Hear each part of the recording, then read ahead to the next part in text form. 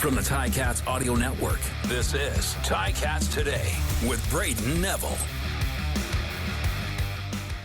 Hello and welcome to another episode of Ticats Today for this Friday, August the 25th, 2023. Joining me on the show today to talk about the upcoming game between the Ticats and BC Lions on Saturday night is Brian Simmons. Brian, it's a weird one here, a little bit of travel for the Ticats, 7 o'clock start our time, which means a 4 o'clock start out west. Brian, what are your initial thoughts heading into this game here? Well, first of all, I want to say, as someone who's played that stadium many times, it is so nice for them to get a game that early because I was playing during the days where it was, 10 p.m. our time, and we come third quarter, we're falling asleep out there. So I've always felt like they've had a home field advantage. That's one stadium that I have never won a game at, Brayden. Never won at that stadium. Really? Oh, Yeah, it's just that with travel, that long man. of a career. It's just. Yeah. It's rough, man. It's rough out there. So, I mean, with that said, the guys, they have a challenge amongst them. They really do, and the way the aura's probably been around the team lately, I know these guys, they're waiting to get a win, and they're going into a team that, let one slip away from them last week against the Riders. So, yeah, it's going to be a battle. It really is. But going into the game, you definitely have to slow down that passing game. I know Yeah. Vernon personally, and I'm actually happy to see him succeed the way he's been doing, in his career as of late. But you got to get pressure on him, and you got to get to him quick because he's another guy that's mobile. In this league, you don't really come across quarterbacks that are really just like statues. Everybody in the league now and in other leagues, that's just the way of the game. You got to have dual threat quarterbacks, and he definitely is one of them. Yeah, and Vernon Adams is a guy who can burn you both in the air. I mean, he showed that last week throwing for 455 yards, but he's also a guy who can get it done on the ground. Does that really, we've talked about this with Dustin Crum and other guys, but with Vernon Adams, I feel like he may be the best dual threat guy in the league. So does that just even more weigh in your mind about what this guy can do on offense, both rushing and throwing the ball? Oh, of course, Braden. I definitely agree with everything that you just said. I mean, like I said, most guys, quarterbacks in this league, they can do both of those things, but I feel like he does both of those at just a higher tier than all the other guys. Like guys can probably hang with him when it comes to throwing, but to be able to throw that well and move the way he does, you don't see that often, and it's going to be a challenge for the guys because this is going to be different than Crum. Crum Yeah. is young, still trying to find his way. So, and he's not going to, I mean, I'm not saying not, I just don't see him throwing 455 yards. Whereas with Vernon, Yeah. that's something that's possible, especially when they're at home and he has weapons to go to. Do you think that that obviously attests to not just Vernon Adams, but how good their O-line really is? Yeah, it does. It is. And I know statistically, I think they had a rough game as of recent, but when a quarterback's throwing for 450 some yards, something's working. And it usually starts with those guys up front. And just the fact that he throws 455 yards, 3 touchdowns, and they lose the game. I mean, it was a great game. I watched that one, but he's going to be hungry here, coming off a loss and playing against a Ticats team that's, well, let's be real here, struggled in the last few weeks. So a Yeah. guy who's going to be dangerous. Now he has 2 weapons, or several weapons, but 2 that had a great game last week in Hollins and Whitehead. How do you defend against 2 guys who can put up close to 200 receiving yards in a game in the same game? I mean, in all honesty, Brandon, the best way to defend those guys is just don't even let them touch the ball. That would be the best way to go about it. But the thing is it's hard to prevent that. So what it is when those guys do get their hands on the ball, you have to get, game tackling. Guys need to get to them quick. Don't let these guys get in open space. You got to make them feel smothered. Because eventually, sometimes with players like that, that's used to making big things happen, you kind of can take them out of the game if they feel like, okay, these guys are all on me today, like white on rice. I'm not going to be able to get anything going, but Yeah. those are the type of players that you have to pay attention to them. But at the same time, you got to be able to watch a quarterback that's a dual threat as well. Yeah, and just so many weapons on that BC offense. Hmm. In your experience, coming off a loss, and especially a loss the way they did last week to Edmonton, as a leader in the locker room, what would you say to the guys following a loss like that and heading into a game against such a strong team? Well, I mean, Brayden, I truly believe more games are lost than won. And I know you Mm-hmm. can't go into each game saying we can't make any mistakes because no one wants to play with that kind of pressure. But I would just tell the guys to really look at the film and troubleshoot. Go and see what is going on. Why did I get beat on this play? What did I do? When I played, I was fortunate enough to play for Alan Rudolph, and he would always tell us, when you get beat, it's not because this guy's Reggie White or Julius Peppers. It's usually Mm-hmm. something that you did, to allow that opportunity to be available.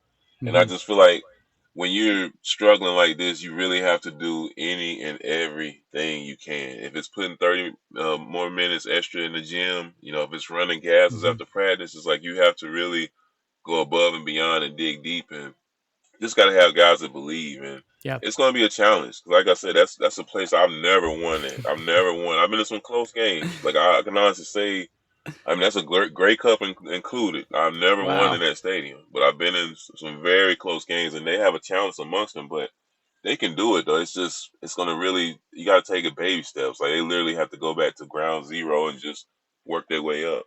Yeah, and I think the message I've heard a lot of guys say is whatever you're doing, do more because clearly that's not working. And I agree with that. Yep. Just whatever you can to get yourself to that next level. You were at the game against Edmonton. You saw how the offense had some Mhm. difficulty performing. And mind you, the weather wasn't ideal, but one point in the second half is probably not nearly anything near what they wanted to do. What do Yeah. you think Taylor Powell should maybe try, or is there anything different he should do in this game to try and get more points on the board? And it's not just Taylor Powell; it's that whole offense. But It's Taylor not. Yeah. Powell, it starts with him. Yeah. Hmm. I'll say, and I'm glad you said that last part because it's not Yeah, just him. The offensive line, I think they gave up 7 sacks, and I want to say all of those sacks weren't on the offensive yeah, line. And I know to the average fan looking, they just like, oh, the O line's horrible. But I will say one thing Taylor has to do is he has to make those decisions yeah. much quicker. And he has to do. He made great decisions. He didn't have any No, turnovers, I zero. Yep, believe, no interceptions, I don't correct. think. Yep. But yeah, and he had percentage wise, he was pretty good. It's just the thing is those numbers look good, but how do they impact the game? The O line they say is that one position that doesn't get rewarded when it does well, but when it doesn't do well, you're hearing about it. Oh yeah, yeah, I guarantee you they had a hard week of practice. And the number one thing I say about offensive line, you just have to play with a sense of urgency. If you play with a sense Mhm. of urgency, you're usually going to be in a good position to make things happen, to get things done. But you can't be lackadaisical out there. Like you can't. I mean, these guys are quicker than you, smaller than you, faster than you. So you cannot be like that. And I'm not Mhm. saying that's what the case was, but they know what they need to do. But Yeah. as far as with Taylor, I would just say decision making just got to be a little bit quicker. Like, and I understand this guy is playing in a new offense. Like they're all playing in a new Mhm. offense. I actually liked what I saw from it. I thought the run game looked much better. And I feel like that's an offense Yeah. that'll give these guys a chance to win going forward. And why do you think? I was going to mention that James Butler had a monster game. He was named the top running back by the PFF ranking system last week on the CFL honor roll. Why do you think he was able to be so Hmm. successful in this game or in the last game? Sorry. I Yeah, I think the scheme was different. It looks like he was doing a lot of north running instead of like sweeps and stuff like that. With a guy like Mm-hmm. him, you just want him to get going because he's a very solid, compact player. He's a Yeah. physical runner and he's quick and great vision. And he's just a guy like you could tell he was like happy to get those many touches and stuff. So I think the Mm-hmm. guys they can just keep that going. And I will say this too as well. We also have to remember that there were 3 field goals that were missed. True. Yes. Yes. So that's 9 points right there. So it's like the game could have always remained a 1 score game. And I'm not trying to throw the kicker under the bus.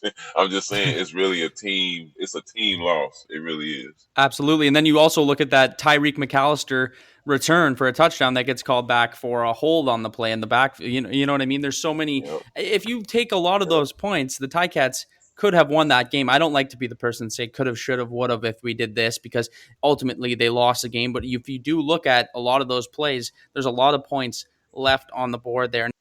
You mentioned earlier BC, when in your day going there was difficult in the travel, but just how much does that kind of weigh on the body? Traveling on a plane for 4.5 hours, you're 3 hours difference now in time. Just, is it that much on the mind and body? And what did you do in your career to try to adjust the best you could?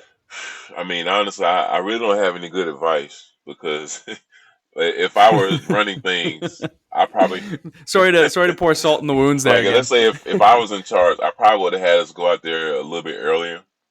Um, and I understand it's not my money, not my Mhm. budget, so I'm not trying to count anyone else's pockets. But that's probably what I would have done to give guys kind of adjust and acclimate to it. Being, I was 315, three Mhm. twenty when I used to play, and at that time, I don't know how the Ticats travel now, but I know we travel commercial. So it's like not only is it a 5 hour flight, it's not True. really a Yeah. comfortable flight because it's you, a person, Mhm. random person between you and another teammate, and it's like that's just not a comfortable flight. So it's like when you get there, you're trying to get all that out of you. Then you got to play this game at Yep. 10 p.m. your time. Third quarter comes, guys yawning and stuff. It just I always say it's a home field advantage. And I used to get mad. I'm like, when they come here, we should have a 1 o'clock game. We should bump it up.